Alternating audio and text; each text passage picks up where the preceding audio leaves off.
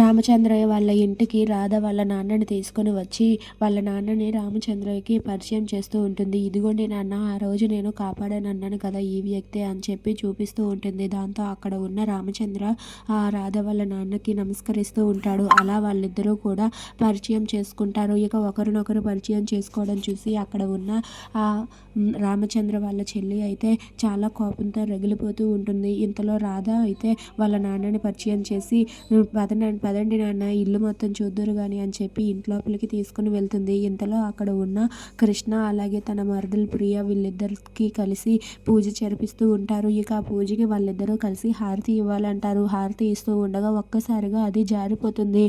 ఇక అది జారిపోకుండా వెంటనే రాధ అక్కడికి వెళ్ళి గట్టిగా పట్టుకుంటుంది. ఇక దాంతో కృష్ణ పక్కన నిలబడి రాధ కూడా ఆ దేవుడికి హారతి ఇస్తూ ఉంటుంది. ఇక అది చూసి అక్కడ ఉన్న వాళ్ళందరూ కూడా ఒక్కసారిగా షాక్ అయిపోతారు. ఏంటిది, ఆ అమ్మాయి కృష్ణ కలిసి ఇవ్వడం ఏంటి అని చెప్పి వాళ్ళందరూ కూడా చాలా సీరియస్గా చూస్తూ ఉంటారు. దాంతో అక్కడ ఉన్న రామచంద్ర అయితే పడిపోకుండా చాలా బాగా పట్టుకున్నావమ్మా అని చెప్పి చాలా పొగుడుతూ ఉంటాడు. ఇంతలో అక్కడ ఉన్న రాధ వాళ్ళ నాన్న ఇల్లు మొత్తం చూస్తూ ఉండగా రాధ చిన్నప్పటి ఫోటో అక్కడ ఉండడం చూసి ఒక్కసారిగా షాక్ అవుతాడు. ఏంటిది, నా రాధ ఈ రామచంద్రయ్య కూతురా, అంటే ఈ ఇంటి వారసురాలా, నేను అస్సలు నమ్మలేకపోతున్నాను అని చెప్పి అక్కడ ఉన్న రాధ వాళ్ళ నాన్న అయితే ఆ ఫోటో చూసి ఒక్కసారిగా షాక్ అయిపోతాడు. ఇక రాధ చిన్నప్పుడు ఫోటో చూసి అక్కడ ఉన్న రాధ వాళ్ళ నాన్న అయితే మాత్రం ఈ ఇంటి వారసురాలు రాధ ఇంత ఆస్తికి వారసురాలా అని చెప్పి షాక్ అయ్యి అలా ఉండిపోతాడు.